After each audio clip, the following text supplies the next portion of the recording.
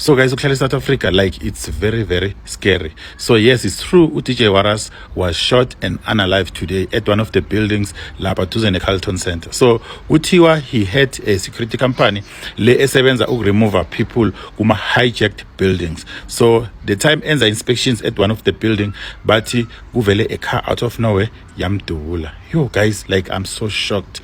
May his soul rest in peace. This is the security cluster of our country, from intelligence all the way down to police. These are the people that are supposed to protect us, and there is an accusation that they are a cartel working with international drug smugglers and political killings, the taking out of whistleblowers, the babitas of the world. God rest her soul, what a brave woman. If that's the accusation that's being leveled, it certainly isn't being treated with the seriousness that I think it deserves. And that tells me everything I need to know about Izophelela.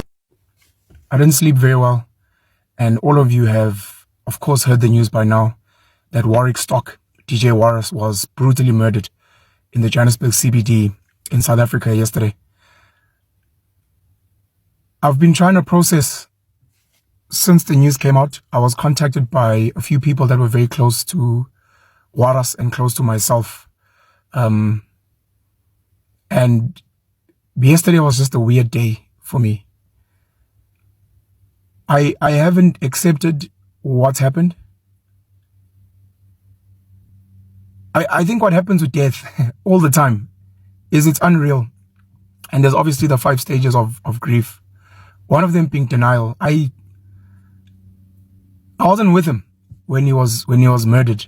I'd spoken to Warras maybe a few days ago. So it feels like, no man, I'm sure he'll drop a text and I'll see him like next week. Many people are speculating, of course, around why he was murdered.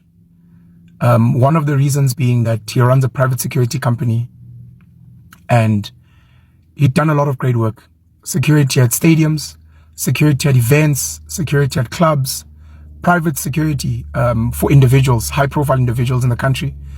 And that he was involved in security work specifically in the Johannesburg CBD, and part of the work may have included the eviction of tenants that were not meant to be there because the buildings were hijacked. He'd sit with me on Convo podcast, speaking about some of this work and, you know, the cleaning up of the buildings and the fact that, you know, Johannesburg and many cities in South Africa have been taken over. They are badly run, from plumbing to sewage, infrastructure, potholes. He was tweeting recently, I think, to Herman Mashab about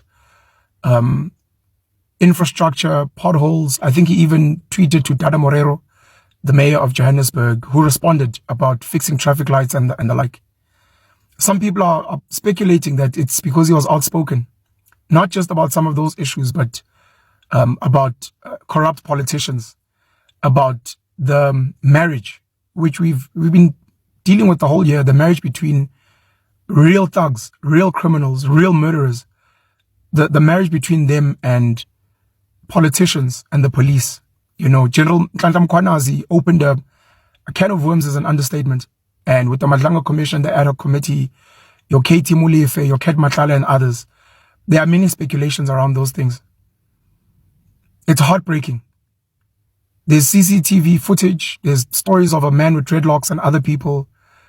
I hope there will be justice. We hope it doesn't become another AKA case where Kenan Forbes and Tibbs were murdered in Durban, Florida Road. But I'm still trying to process. Warras loved South Africa. The guy was a deep, passionate patriot. He was non-racial. He got along with people from all races. He loved his mother. He loved his family. He loved where he came from, Kwapanya, in Vryheid in northern KwaZulu-Natal. He was so energetic, a phenomenal celebrity, an incredible man. But in everything I keep thinking about, I can't stop thinking about his kids. Warras loved his children. Warras absolutely adored his children. I'm just making this video, man. I don't know. I think I'm still processing, and you know, I'm still going to be reading a lot of the the articles and the tweets and watching the video clips and the interviews, and I can't stop thinking about his kids and his family. Of course his friends, his kids, bro. It really feels like it's not worth it in this country. Trying to do good. Trying to put your hand up where government, the police and others are failing. It looks like you're signing a death warrant.